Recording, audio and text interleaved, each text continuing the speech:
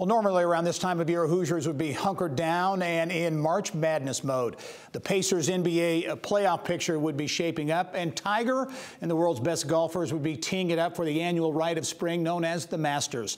None of that obviously is happening. And Inside Indiana Business sports contributor Bill Benner, he joins us now with a look at what could be a very long sports-less period. Bill, thanks for joining us via Skype. Well, thanks for having me on, Gary.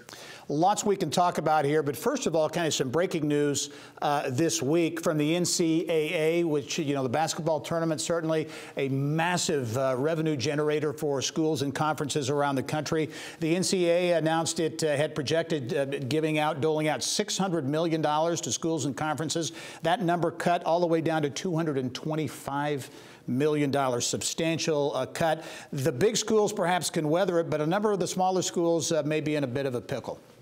Well, and again, some people forget that the NCAA is more than 1,000 member institutions through 3 divisions.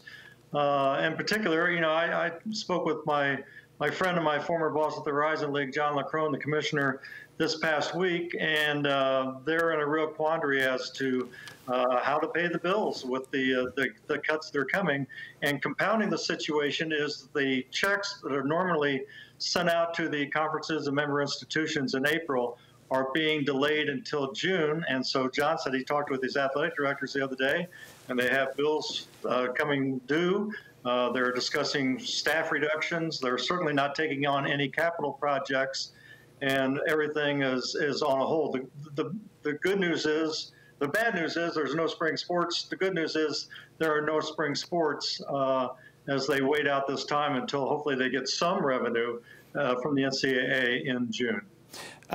Certainly a number of events here in Indianapolis, a jolt to the economy in a negative way. No NCAA regional this year, and some other events as well. So it's from an events standpoint, which Indianapolis has built its reputation on, tough news as well. Well, yeah, and again, it was a blow to everybody. The suddenness with which it all happened was, you know, it was staggering. But yeah, we're a sports-centric city, and that's how Indianapolis has built its reputation. The good news is, if and when we get back to normal, we have a great lineup of events with the NBA All-Star, a Final Four next year, and then going on with the college football playoff in 2021. We picked up an NCAA regional for Cincinnati 2 years down the road, so there's still a very ambitious lineup of events, but we got to get there, and still a lot of uncertainty. But yeah. You know, we are Indianapolis. This is what we do. We do sports. We do big-time events. We do them right. And this has been a tough time. Yep. And we talk about athletes, Bill, especially Olympic athletes. You know, the situation for them is doubly tough, right? Well, you know, Lily King comes to mind. Olympic athletes, most of them, the vast majority, don't exist on guaranteed contracts. Mm-hmm. And so the Olympics, they're every 4 years, that's their time, A, to shine, and B, to cash in on their talent. And so to have to delay that for a year, have to continue that arduous training for another year, is really tough on those athletes. And again, we all understand what has happened with the Tokyo Olympics and the right decision to postpone those games. That really creates a hardship on those athletes.